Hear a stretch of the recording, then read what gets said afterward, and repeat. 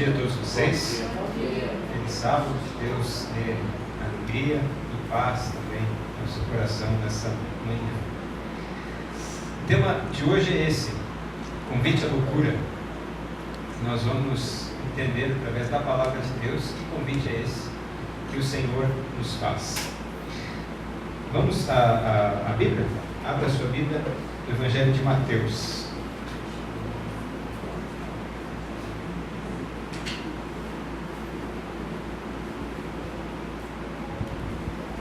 Evangelho de Mateus.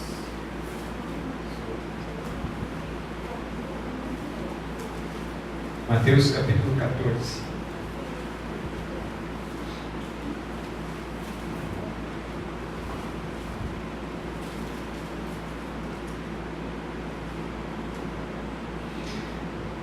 Evangelho de Mateus, no capítulo 14, nós vamos ler a partir do verso 22. Evangelho de Mateus, primeiro livro do Novo Testamento, capítulo 14, e o verso 22. Diz assim: logo em seguida, Jesus insistiu com os discípulos para que entrassem no barco e fossem adiante dele para o outro lado, enquanto ele despedia a multidão. Tendo despedido a multidão, subiu sozinho a um monte para orar. Ao anoitecer, ele estava ali sozinho, mas o barco já estava a considerável distância da terra, fustigado pelas ondas, porque o vento soprava contra ele. À alta madrugada, Jesus dirigiu-se a eles andando sobre o mar. Quando o viram andando sobre o mar, ficaram aterrorizados e disseram: é um fantasma! E gritaram de medo. Mas Jesus imediatamente lhes disse: coragem, sou eu, não temais. Senhor, disse Pedro, se és tu, manda-me ir ao teu encontro por sobre as águas. Venha, respondeu ele. Então Pedro saiu do barco, andou sobre as águas e foi na direção de Jesus. Mas quando reparou no vento, ficou com medo e, começando a afundar, gritou: Senhor, salva-me! Imediatamente Jesus estendeu a mão e o segurou e disse: homem de pequena fé, por que você duvidou? A história, vou ligar aqui.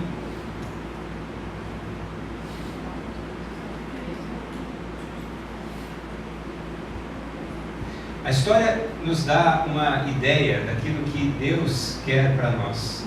Esse relato acontece logo após o momento em que Jesus alimentou a multidão e parou um pouquinho para conversar com as pessoas que ele estava. Jesus sempre buscava conhecer a realidade de cada pessoa. E quando ele disse para os seus discípulos irem adiante dele, é porque ele queria conversar um pouquinho com as pessoas e dar aos discípulos uma tremenda lição que aconteceria dentro de algumas horas. Jesus insiste, os discípulos aceitam, obedecem, entram no barco e vão em direção ao outro lado daquilo que seria o lago de Genezaré. No entanto, lá está Jesus atentando para cada necessidade humana que ali se apresentava, e agora ele tem a oportunidade então de impactar a vida dos discípulos. Eles já estavam a uma considerável distância da margem, né? E então Jesus tem a brilhante ideia de ir ao encontro dos discípulos andando por sobre as águas. Vocês já andaram por sobre as águas alguma vez? Alguém já teve a coragem de andar por sobre as águas? Ninguém consegue fazer isso. Não há como andar por sobre as águas. Mas Jesus fez. E o mais impressionante de tudo isso é que eles, os discípulos, ao verem Jesus andando por sobre as águas, ficaram apavorados. Completamente apavorados. Vocês já viram um homem com medo? Um homem com medo é um negócio bem feio, né? Homem com medo é um negócio até aterrorizador.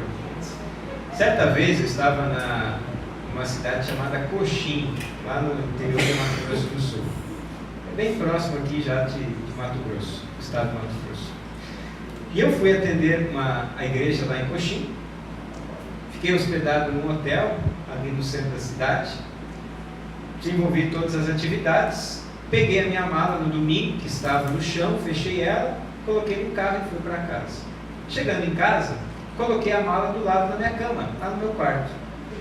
Na manhã seguinte, de manhã cedo, estou ali lendo a Bíblia, tendo meu momento com Deus, quando de repente eu escuto um barulhinho assim, ó.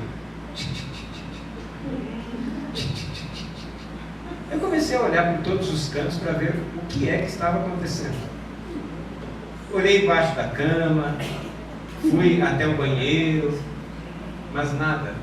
Aí sentei de novo, pensei que estava escutando alguma coisa, né, da minha própria imaginação, e de repente mais uma vez. A mala, ela estava próxima à janela. E eu pensei que o barulho poderia vir da janela. Abri a janela para ver se tinha alguma coisa, quem sabe algum passarinho ali, mas nada. E quando eu abri a janela, eu percebi que o som ficou ainda mais alto. E comecei a olhar para a mala e vi que o barulho vinha da mala. Começou a ter uma mala bem assombrada. E aí, de repente, eu decidi abrir a mala. Assim que eu abro a mala, um rato sai de dentro da mala. E aí o rato entrou ali por baixo da cama e imediatamente eu fui para a cama, porque eu tenho um respeito muito grande pelos ratos. Eu respeito os ratos. A gente tem que respeitar os animais. Aí eu respeitei o rato e fiquei pensando, e agora, o que eu vou fazer? Né? Porque a Julie está aqui do lado, Samuel está dormindo ali. O Samuel tinha 1 ano e meio, mais ou menos. Eu vou ter que resolver, né? Eu tenho que chamar minha esposa para resolver, vai ficar feio. Aí o que eu fiz? Eu confesso para vocês, é verdade isso. Eu peguei uma arma que eu tinha do lado da minha cama, uma Havaiana número 44, segurei ela na mão e orei a Deus. Falei, Senhor, me ajuda a matar esse rato. E assim que o rato saiu do banheiro, eu peguei, dei uma chinelada nele e ele morreu. Aí eu fiquei já um pouco mais tranquilo, né? O respeito diminuiu, né? Fui lá, peguei a sacolinha, coloquei o rato dentro da sacolinha, resolvi o problema e fiquei achando que eu era o homem da casa ali o dia inteiro. Então, homem com medo é um negócio muito feio, né? É horrível demais. E para completar essa história toda, no início do ano passado, nós estávamos lá na casa da minha sogra e de repente apareceu, atrás da casa dela, tem um matagal assim, um vizinho, e de vez em quando aparece um rato por lá. E aí entrou o rato assim, bem no canto da porta da cozinha, e ela disse assim, Michael, pega aquele rato ali. Mais uma vez eu pensei, agora o que eu vou fazer? Na frente da minha sogra? Aí eu vi que do lado, nesse momento estava chegando o João Henrique, né, que é meu cunhado, filho dela. Falei, ô João Henrique, ajuda a sua mãe lá a resolver esse problema ali. E o pior é que o João Henrique também tem um respeito muito grande pelos ratos, né? Resolveu que a gente teve que se unir lá e matar esse rato. Então, homem com medo é um negócio muito feio, né? Muito ruim. Eu tenho capacidade de enfrentar a onça, mas o rato fica um pouquinho mais difícil, né? Então, esses discípulos estão lá apavorados. Nós estamos falando de discípulos que em sua grande maioria trabalhavam com o quê? Pesca. Portanto, eram homens experimentados no mar. Eram pessoas que sabiam lidar com as águas. Mas eles estão apavorados no meio daquela cena toda, e Jesus está caminhando por sobre as águas, e o que eles gritam? É um fantasma. E começam a ficar desesperados, aquele bando de homem lá, bando de macho, gritando, é um fantasma, é um fantasma. E qual é a resposta de Jesus? Jesus diz assim, coragem, sou eu, não fiquem com medo. Nesse momento, acontece uma atitude inusitada. Pedro diz assim, Senhor, se és tu mesmo, manda-me ir ter contigo por sobre as águas. E qual é a resposta de Jesus? Vem, pode vir. E Pedro começa então a andar por sobre as águas. A Bíblia diz que no momento em que Pedro caminha por sobre as águas, ele repara no que mesmo? Vocês perceberam aí no texto? Ele repara na força do vento. E o que acontece quando ele repara na força do vento? Ele começa a afundar. Pois é. Estava ele ali nadando, um pescador experimentado no mar, e ele começa ali agora a afundar. porque reparou na força do vento. Ele grita: Senhor, salva-me. E a Bíblia diz que Jesus, correndo, vai até ele e o puxa. E antes de puxar, quer dizer, depois de puxar, dá uma pequena bronca nele. Qual é a bronca que Jesus dá? Homem de pequena fé. Por quê? Porque duvidaste. A gente pode ficar apenas com o vacilo de Pedro, mas a gente tem que fazer essa pergunta aqui, ó. Por que Pedro ousou andar por sobre as águas? Por quê? Porque tem coragem. Será que a atitude de Pedro foi melhor que a atitude dos outros discípulos que ficaram no barco? Sim. Com certeza sim. A atitude de Pedro foi muito melhor do que a dos discípulos que ficaram no barco. Só que tem um outro detalhe que a gente precisa entender. Porque existe um pano de fundo nessa história toda. E o pano de fundo se dá com o rabino judeu. O que é o rabino judeu? O rabino judeu era o mestre daquela época. O homem que ensinava crianças e adultos. O rabino judeu era tão importante que aquilo que ele dizia se tornava lei. A ponto, inclusive, das pessoas virem consultá-lo acerca de várias coisas. Por exemplo, se alguém estava doente, antes de procurar o médico, procurava o rabino. Se alguém tinha algum problema financeiro, antes de ir aos banqueiros da época, eles iam até o rabino. Então o rabino funcionava como um conselheiro para todas as coisas. Só que o rabino também era o primeiro professor das crianças. E o conteúdo de ensino dos rabinos era a Torá. E o que era a Torá? O conjunto do Antigo Testamento, que era organizado em rolos, como esse que temos a foto aí.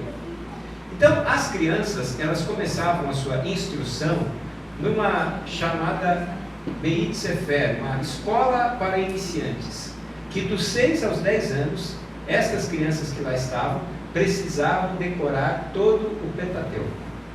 Gênesis, Êxodo, Levítico, Números, Deuteronômio. Já pensou ter que decorar tudo isso? O final dessa escola, né, aos 10 anos de idade, a prova consistia de falar de maneira decorada o Pentateuco. Então, como não era uma tarefa fácil, poucas crianças passavam. E muitas outras eram reprovadas. E o que acontecia com as reprovadas? Iam trabalhar naquilo que os pais trabalhavam. Se o pai era pedreiro, se tornava pedreiro. Se o pai era pescador, se tornava pescador. Mas as melhores das melhores passavam para a próxima fase, conhecida como Beit Talmud, onde dos 10 aos 14 anos elas tinham que decorar o restante do Antigo Testamento.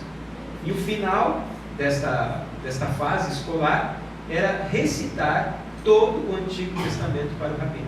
Então, como era uma tarefa muito difícil, apenas alguns pouquíssimos passavam, a grande maioria ia trabalhar nas coisas do pai. Mas aqueles que haviam conseguido tamanha façanha, passavam para a última fase, chamada de Beit Midrash, onde eles que já estavam jovens, ali por volta dos seus 17, 18 anos, saíam em busca de um rabino para viver com eles. A ideia que nós temos de discípulo hoje é um pouco limitada, porque hoje nós entendemos o discípulo como alguém que é um aluno, certo? Mas os alunos, eles vão à escola e voltam para casa. Os alunos até podem ter uma certa apreciação pelos seus professores, um certo carinho por eles, mas normalmente terminou a aula, volta para casa. Os discípulos eram diferentes. Além de receber as aulas com o rabino, o professor deles, eles moravam com o rabino. Aonde o rabino comia, eles comiam. Aonde o rabino ia se divertir, eles se divertiam. Então veja que existia uma certa reciprocidade de responsabilidade. Porque o discípulo tinha que abandonar a sua vida, a vida da sua família, para se envolver com a vida do rabino. E o rabino, por sua vez, tinha que ter muita força de vontade para compartilhar a sua vida com as pessoas que estavam com ele. Funcionava assim. Vamos imaginar que o Gustavo tenha obtido aprovação nestas 2 primeiras fases. E ele agora, mais ou menos na idade em que ele está, sai para procurar um rabino. E vamos imaginar que existissem dois grandes rabinos naquela época. E aí o Daniel é um, o Décio é outro. E aí ele vai tentar, o Gustavo, chamar a atenção de um dos dois para conseguir se vincular a eles. Aí ele tenta primeiro com o Décio, aí o Décio vai ter que fazer uma prova com ele. E que prova era essa? Era saber se o Gustavo tinha capacidade de absorver o segredo que ele tinha. O segredo era como se fosse uma espécie de tese doutoral. Se o Décio percebesse que o Gustavo não tinha condições de absorver o segredo dele para transmiti-lo às outras pessoas, ele então ia procurar o Daniel. Se o Daniel percebesse que ele tinha, se tornava seu discípulo. Se não, o Gustavo tinha que continuar procurando algum rabino que o permitisse ser seu discípulo. Então, quando alguém conseguia ser discípulo de um rabino, era como passar numa grande universidade. Imagine receber uma bolsa de estudos para estudar em Harvard, lá nos Estados Unidos, ou ir para Princeton, na Inglaterra. Então era mais ou menos assim. Acontece que Jesus, ele contrapõe essa história toda. Sempre o rabino fazia um teste com os candidatos a discípulos. Com Jesus é diferente. Jesus vai ao encontro dos discípulos. Veja, qual é o normal? O rabino, o discípulo, o candidato a discípulo, ir atrás do rabino, certo? Só que Jesus é o rabino, e ele já era famoso nessa época. E quem é que vai atrás do discípulo? Jesus. Jesus chega na beira da praia e tem dois rapazes lá. O que eles estão fazendo? Consertando rede. E a Bíblia diz que o pai deles estava com ele. E a Bíblia diz que o pai deles era pescador e eles também. O que isso significa? Aqueles rapazes tinham passado nas provas? Não. Eram reprovados. E o que Jesus disse para eles? Sigam.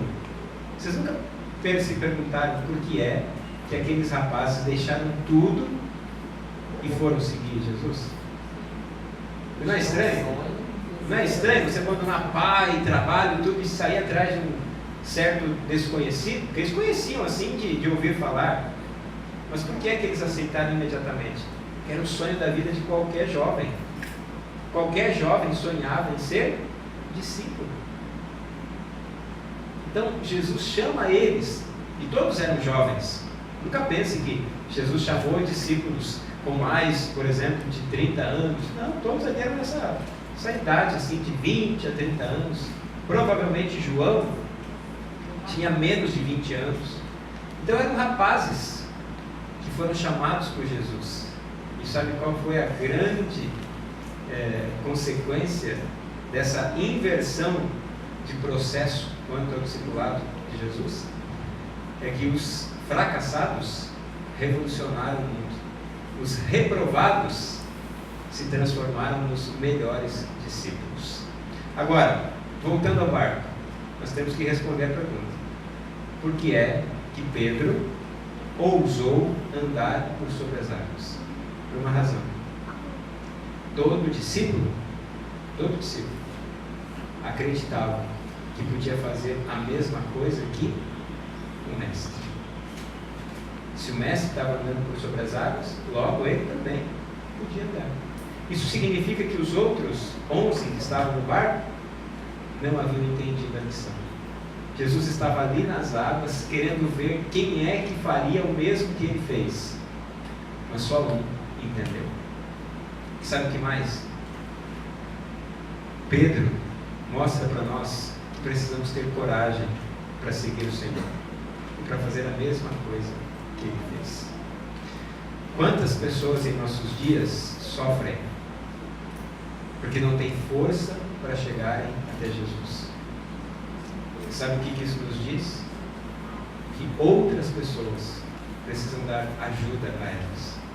Em nosso mundo, nós temos pessoas que são fracas espiritualmente.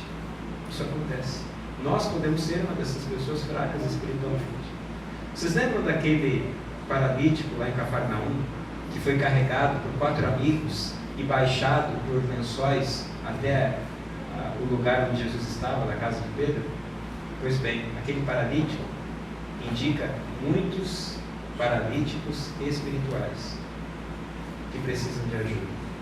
Quantos levaram aquele paralítico até Jesus? 4 amigos. Sabe o que isso nos diz? Que às vezes, para cada paralítico espiritual, é necessário outros 4 sadios espiritualmente para conduzi-los até Jesus. Mas nessa história toda, sabe o que é que Jesus quer nos ensinar? Que a gente precisa ter coragem para fazer o que ele fez. O que foi que ele fez? Ele cuidou de pessoas.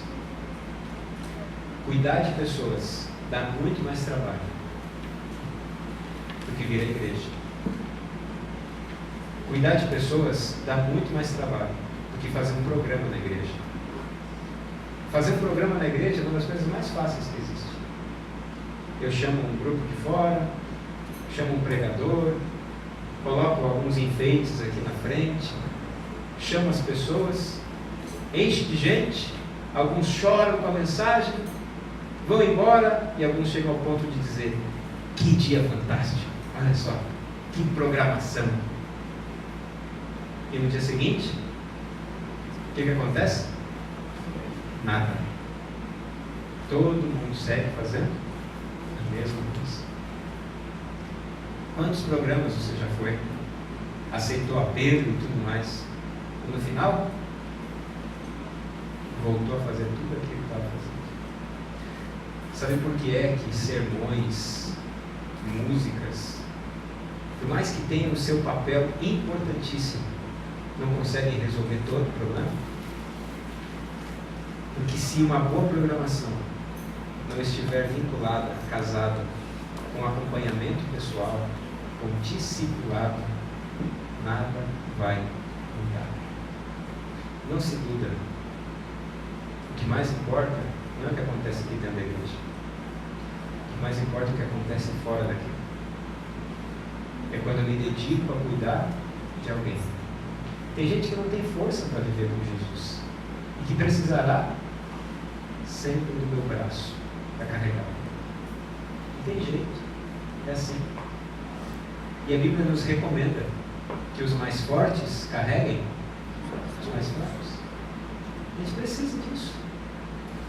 E lá no livro de Filipenses, no capítulo 2, nós temos uma incrível declaração de Jesus, onde Paulo diz assim: vocês precisam ter o mesmo sentimento de Cristo, que sendo em forma de Deus, decidiu se desfazer de tudo isso, para viver entre nós e nos ajudar.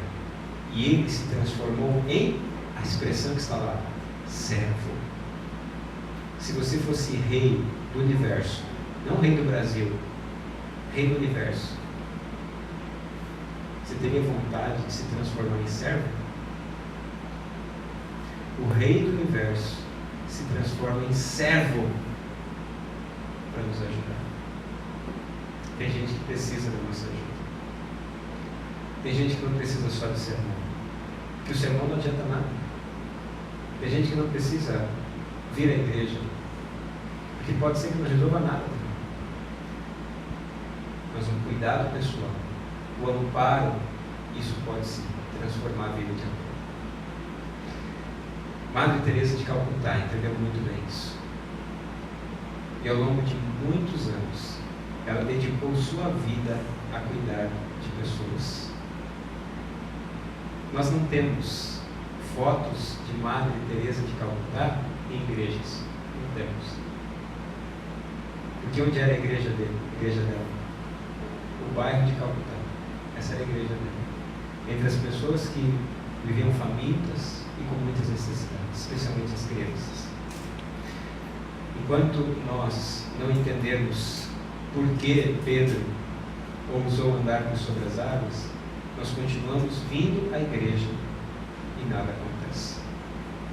Essa manhã eu queria lembrar a cada um de nós que, embora o vacilo de Pedro tenha acontecido, eu não posso ficar com vacilo apenas. Eu tenho que ficar com a atitude corajosa dele. Vacilar? Todo mundo vacila, todo mundo erra. Mas nós temos que cuidar dessas pessoas. Pedro reparou na força do vento. Isso sempre é um problema, porque cada vez que a gente repara nos problemas, a gente tende a desanimar. Ah, está difícil demais, eu vou abandonar. Ah, está difícil demais, eu não quero mais. Mas a ordem continua explícita lá em Mateus no capítulo 28. Vão e façam discípulos. Está escrito. Não tem como eu correr. É pecado. Já perguntei isso aqui para vocês, vou perguntar mais uma vez. É pecado roubar?